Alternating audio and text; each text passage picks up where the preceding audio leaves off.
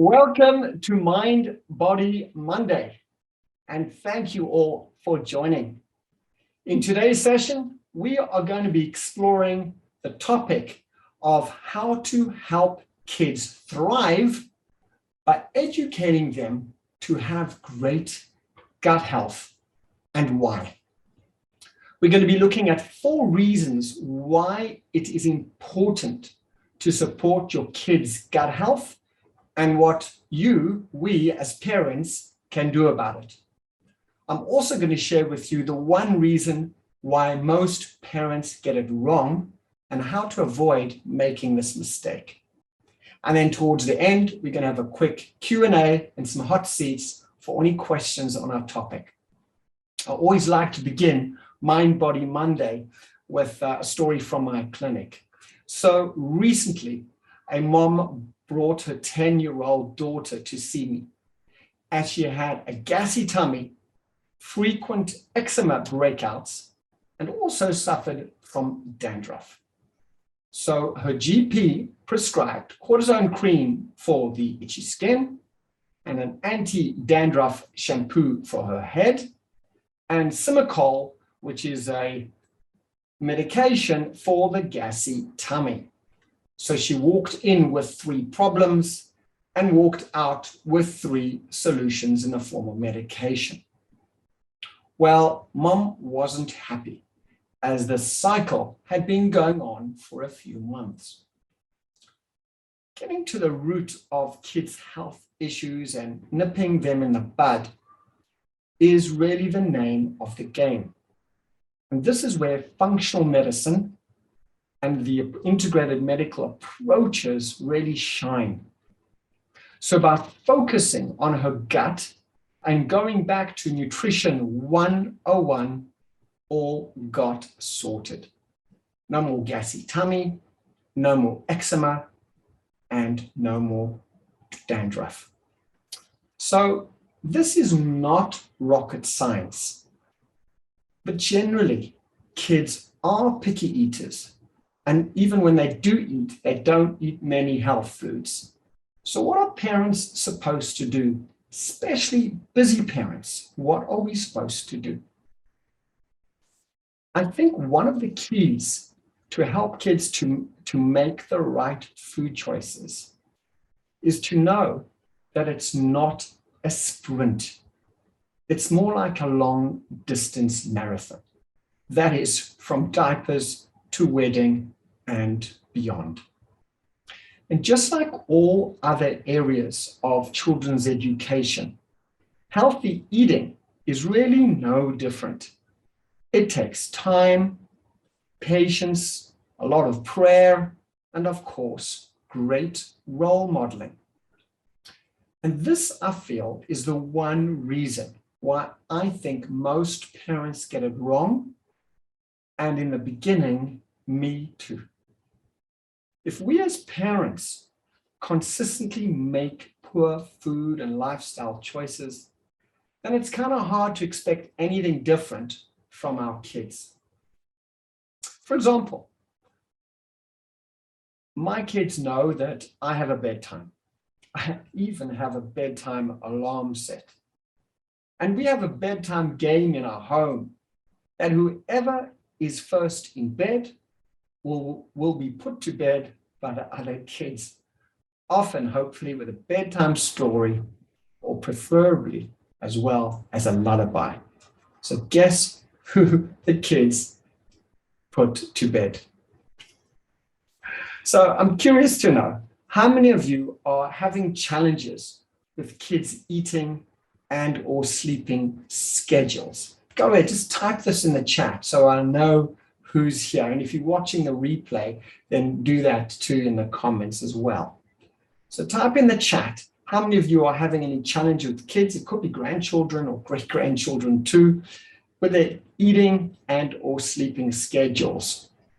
And while you're doing that, for those of you who are new, welcome. My name is Avraham Gundle. I'm the founder and director for the Center for Integrated Medicine. I'm trained as an osteopath, and I practice functional and integrated medicine. And over the last 30 years in private practice, I've been privileged to have helped many people heal from chronic illnesses with a broad range, focusing on digestive issues, diabetes, autoimmune conditions, skin conditions, thyroid, etc. So let's come back to our topic for a moment. Just before I do that, a peek in the chat says, Erica writes, having a hard time with a 3.5-year-old falling asleep and sleeping through the night. Thank you, Erica, for that. That is really common, and not only at that age group. So just stay here for a little bit because there may be some answers for you. So let's look at the 4 reasons why we would want to support our kids' gut health. I'm going to share each reason one at a time and take a mini deep dive into each reason. So having a pen and paper may be a good thing because there is nutrient richness coming your way. So the first has to do with the absorption of nutrients. So simply put, the gut is where almost all of our nutrients are absorbed. So if the gut is healthy, our kids will absorb more nutrients from the foods they eat, and hence they will perform better. Now, why is this so important? So as I said in the beginning, kids are picky eaters and they want quick, easy, fun kids' foods to eat. And these are relatively low in nutrition to start off with. Now, couple this with the fact that soil levels are often lower in nutrients for many, many reasons. There was even research in the soils of New Zealand who had been tested to be very low in selenium. Not that the body needs a lot, but it's a key macronutrient, even as research to prevent certain cancers. So even if kids are eating healthier options, the food itself, because the nutrients are lacking in the soil, will be lacking in their bodies as well. So this is why it's also important to enhance their gut absorption to, in a way, compensate or make up for the low nutrients in the food. So whatever is there will be maximally absorbed. So furthermore, kids who experience any gassy tummy or loose stool or unformed stool or diarrhea or constipation are at a higher risk of poor absorption and as a result, subsequent poor health. Now, this is mainly because the food is not in the gut long enough for full absorption to take place. That is, they have a very short transit time. That's the time from mouth to the other end. And the shorter this time is, the poorer the nutrition absorption, because the less time the food has in the gut to be absorbed. So staying within absorption, I want to share with you 5 ways that you can support kids' gut health through better digestion and obviously absorption of food. So the first one is really, wherever possible, use whole grains like brown pasta or whole wheat or brown rice, wherever you can. And with kids, as we know, everything has to be fun, everything has to be a game. And this is part of the strategy that needs to be adopted. It is not a sprint, it's a marathon, it's long distance, and it's about cultivating an awareness over time. The second thing here is how to assist absorption and digestion is really cutting back on added sugars wherever possible. My kids know they'll always, either beginning, middle, or end of whatever snack they're eating, they'll take a peek at the list of ingredients.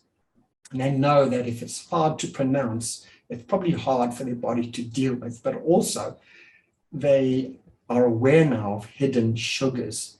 Even in the States, if you do a quick Google search, there are over 65 different names of sugars, as they are hidden in all sorts of foods and in fancy names. And these create havoc with kids' guts and brain and impede nutrient absorption. The other thing in terms of cutting back on sugar is really cutting back on processed oils. say goodbye to canola oil wherever possible and use olive oil. And in previous Mind Body Mondays, I've had taken a deeper dive in terms of processed oils and the damage they do to the gut lining. So the next 3 strategies to help with absorption are, I'm going to say, cultivating more of a mindful approach to eating, even for the adults, but specifically for the kids, because you've got to start somewhere, right? So wherever possible, I'll tell my patients and tell the kids as well in my family, in my practice,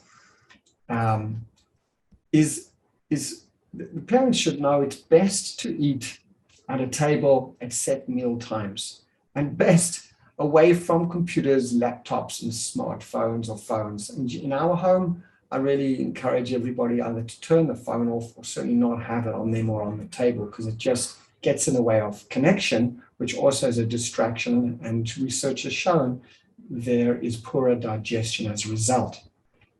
I also encourage parents to have the kids slow down when they eat, instead of gulping the food down and getting on the seconds or thirds, to really look at the colors on their plate or their foods, appreciate the textures and the tastes and the smell of food. And research has shown this actually stimulates their digestion and digestive enzymes, and hence they'll have better absorption. Now you may be thinking, like this is a 3.5-year-old, but it has to start somewhere. And these are different strategies, and different parents and different parenting styles, and different kids are different. But if you're aware of these concepts, you can, almost like a smorgasbord, pick and choose how you want to model them or how you want to use them or not in your eating program or approach to eating with your children. And then the last of these 5 to help absorption is really to encourage them to chew their food well. And for starters, just maybe 10 times or 20 times, because whatever the teeth can do mechanically, it will make it easier for chemical digestion in the gut. What the teeth can't do, the enzymes in the gut will not be able to do. So mechanically breaking down food is one of the best ways to increase food digestion, absorption into our bloodstream. So let's look at the second reason why we would want to support our kids' gut health. And this one is elimination of waste.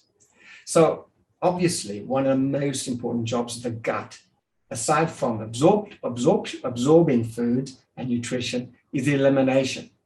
And kids who don't have a bowel motion don't really eliminate waste efficiently. What's the problem? The problem is that this builds up a toxicity in the colon, and that toxicity is then reabsorbed into the bloodstream. And once it enters the bloodstream, it then travels to the liver and then circulated back into the bowels. And this can happen over and over again and create more constipation and an increase in toxicity. This takes more time and energy for the liver, uses up that creative energy that could be used to heal the body and to set up and supporting a thriving kid. We'll talk about brain health in a minute and how that may relate. So on this topic of elimination, let's look at my 4 favorite ways to support kids' gut health through elimination of waste more efficiently. And by the way, one of the reasons I've decided to do a Mind Body Monday dedicated to kids is because I'm seeing so many young adults, teens, etc., who have major health challenges, be it inflammation, frequent infections, headaches, sleeplessness. And when I go into their medical history, I always ask the mom or the parents how their birth was, where they breastfed, which I'll come to shortly, and how their lifestyle or sleep habits or eating habits were in the more formative years. And there's always a correlation. So I figured, let's dedicate some time to nip it in the bud and really empower parents and empower kids wherever possible to take their health to the next level in the name of prevention, so that they could be kids and thrive and be happy the way kids really should be without being impeded by poor immune health, which I'm going to discuss shortly, and other behavioral or neurological issues, which we'll come to in a minute. So let's come back to look at 4 ways to support kids' gut health through better elimination. So one of the first things is really hydration. I encourage all kids to have their own water bottle, put their name on it, and really to get through that 250 ml, the 500 ml, or the liter, depending on how old the kid is, every single day. That's the universal solvent, and it really will help to move things through the system. And I encourage parents or older sibs to help the younger ones just to look at that water bottle at the end of the day and see how much was drunk, or at least remains in the bottle, and who knows if it was used to cool themselves down on a water fight at lunch, but that you can always ask the kids. So that's hydration. And the second one is really to include high fiber foods in their diet, whole grains, vegetables, salads, fruits.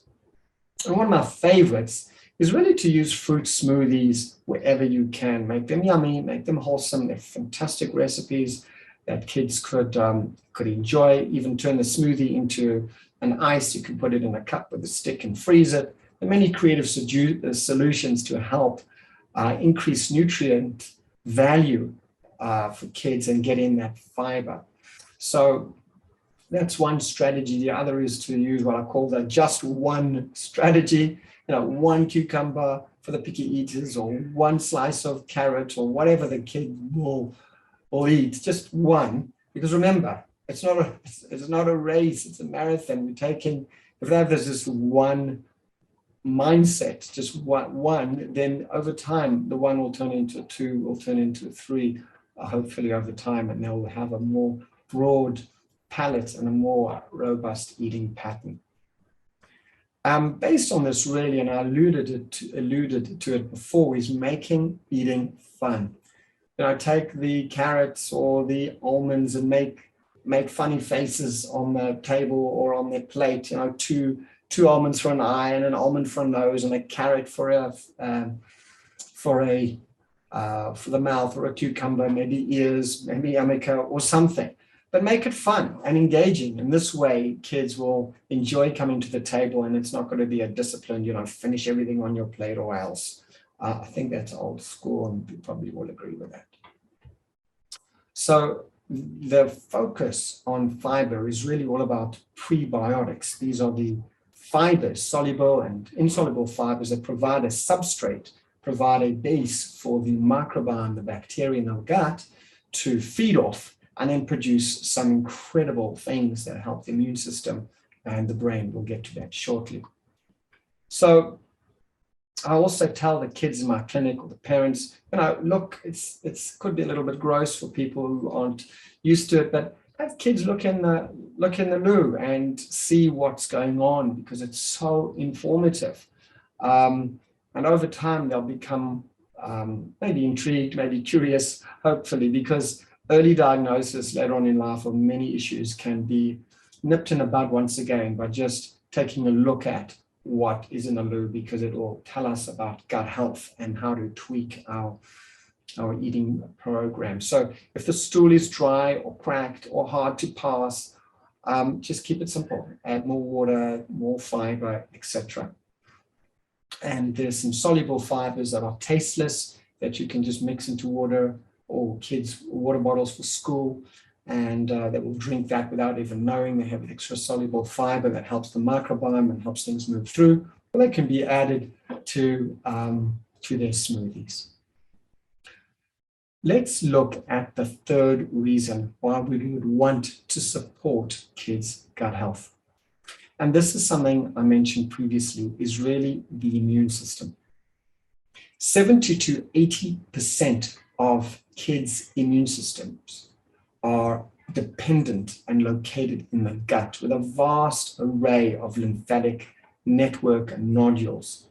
And by cultivating a healthy gut, we can build a robust immune system for the kids, which will help them to avoid frequent bouts of illness, and equally important, prevent and recover quicker from whatever they may be exposed to. So their bounce back factor will be much, much better than kids who have a lousy gut situation.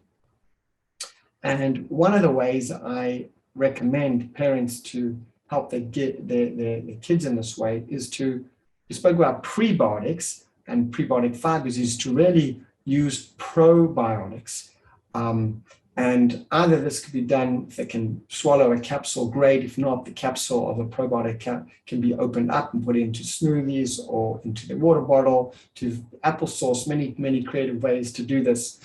And also to expose them perhaps to cultured vegetables, like real fermented pickles, kefir, kombucha, or sauerkraut. And they may pull a nose and run out of the kitchen, but make it fun. And once again, because this is a marathon, if it's not this week or next week or this month or next month, maybe it'll be a year or two, but it will not be a foreign concept. It will be part of the family culture, so to speak. And then they can begin to explore and bring it into their diet. And for my kids,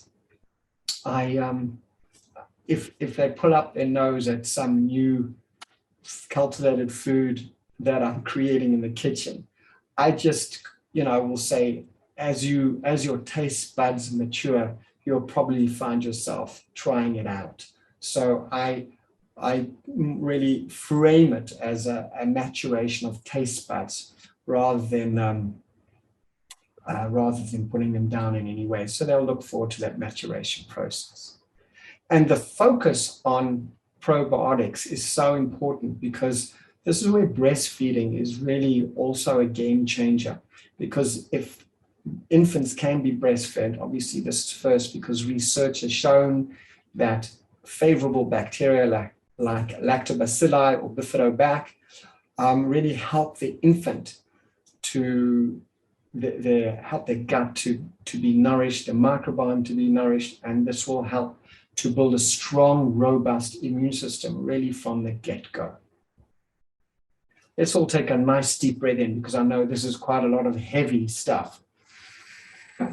Okay, last fourth point here is really, so if I asked you to breathe in, I think I want to ask you to breathe out as well. I don't want anyone going blue in the face. So the fourth reason why we would want to support our kids' gut health is really one of my favorite, and this is kids' gut health and the gut-brain connection. It's so important to remember the basics. About 50% of dopamine, that's half our dopamine, and 90% of serotonin are produced in the gut by the microbiome. And remember that dopamine is critical for memory, movement, motivation, mood, and attention, and much, much more.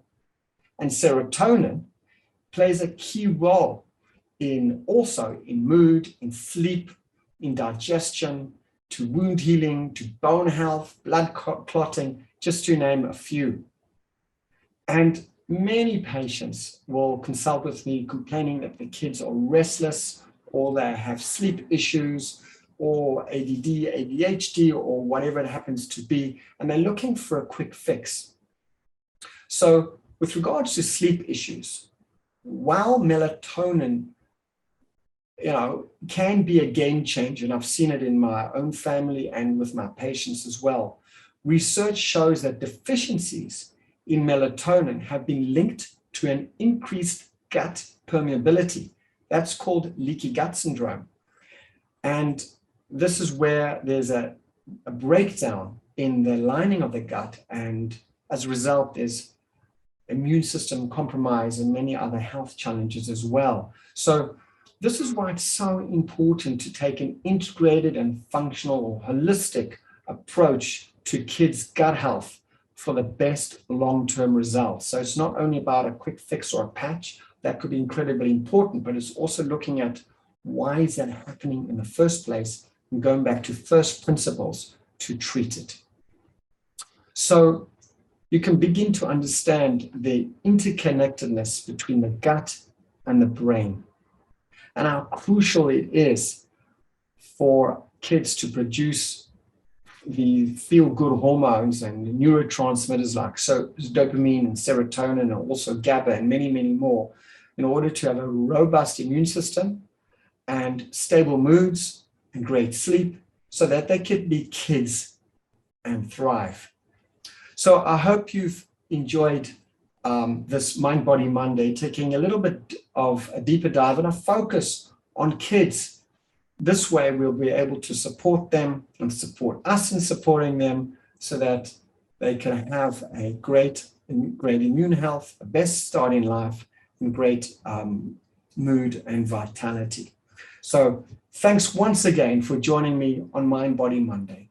And just remember that self-care is really the heart of healthcare. All you need to do is take one small step to enhance your health and well-being in mind, body, and soul. Thanks for joining me, and I'll see you next week.